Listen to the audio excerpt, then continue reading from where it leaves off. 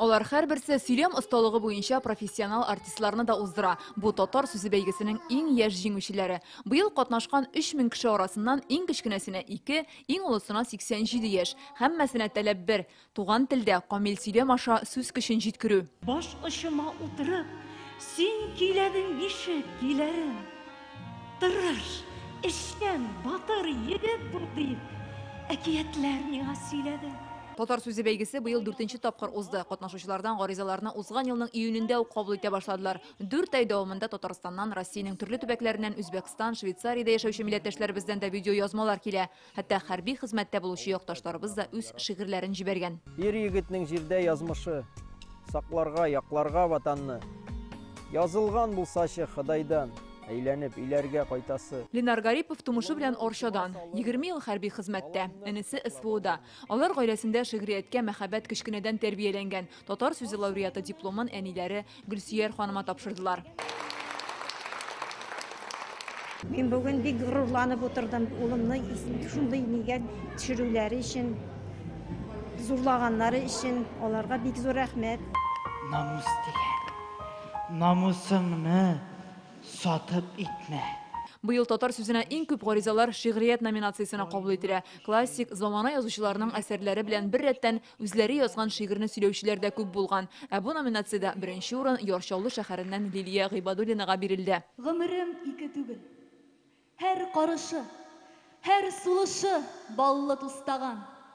Җиде яктан җиде буын чырлар бәгыремә килеп туктаган. Татар сүзе бәйгесе төрле халыкларны берләштерә. Тәүге тапкыр булдырылган туган тел номинациясендә Татарстанда яшәүче милләт вәкилләре үз туган телләрендә әсәрләрне яңгырата. Удмурт, Мари, Мартва, Чувашча. Менә Балтач районының Чипья авылы клубыннан Зангари ансамбле. Удмуртча чыгыш ясыйлар, татарчада рәхәтләнеп сөйләшәләр. Удмуртлар белән удмуртча сөйләшәм, татарлар белән татарча сөйләшәм, марича җырларын да беләм. Быел сәхнәгә күтәрелүче җиңүчеләр арасында иҗади гаиләләр байтак. Тел туган нигездә саклана. Мәрдәновларның беренче тапкыр гаилә белән катнашып җиңү яулаулары. Онда кырык төрле төс. Башка дуслар сызганып, түгәле мең төрле төс. Профессионаллар арасында татар сәнгатының абруйлы шәхесләре чыгыш ясый. Алар бәйгенең шактый югары дәрәҗәдә узуын, көндәшләрнең осталыгын әйтә. Беренче чыгарылыштан җибәрә башладым видеоларны. Аның беренчесе, мосы 4-нчесе битендә уже. Һәрберсенә җибәреп бардым мин.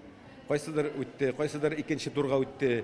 Менә монда инде финалга үттем, беренче тапкыр. Мәртәбәле жюри әйтүенчә, быел катнашучылар төрле авторларны сайлый һәм башкару осталыклары буенча алар узган елларга караганда шактый камилрәк. Әлеге телевизион бәйге Татарстан рәисе каршындагы туган телләрне саклау комиссиясе ярдәме белән оештырыла. Комиссия рәисе Марат Әхмәтов әлеге конкурсның дәвамлы булачагын әйтә. Киләсе елга 5нче бәйгене игълан итте. Без бар, без күп, һәм менә ни гасырлар буе шундый сынаулар үткән халкыбызның теле дә үзенең нинди матурлыгын саклый белгән. Нах җырдагыча нинди гүзәл минем газиз халкым. Инде оештыручыларга рәхмәтем чиксез. Мин киткән әйтеп үтмәдем. Бу елгы бәйге безнең 4нче бәйге дип. Илшат Мусевич миңа юк дип утырмады. Аллага тапшырып юбилей бәйгесендә игълан итәргә туры килер инде. Тамашачыларыбызга зур рәхмәт. Телле булып, милли булып, саклап һәм яклап яшик.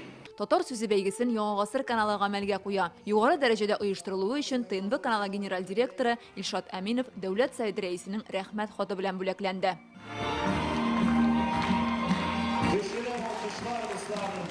Бу бик зур конкурс, чөнки без монда татар телен һәм милли телләрне белгән, яраткан, кулланган һәм киләчәк буыннарга тапшырган кешеләрне җыябыз. Менә шул аның төп мәгънәсе. Быелгы татар сүзе җиңүчеләре 37 кеше. Һәрберсе белән видео язма эшләнгән. 5 тапшыру әзерләнәчәк. Халыкара бәйгенең гала концертын телевизор экраннары аша 20 апрельдә карап булачак. Фәрүзә Мәҗитова, Рәмзил Гарипов, Данил Филатов, Яңа гасыр каналы.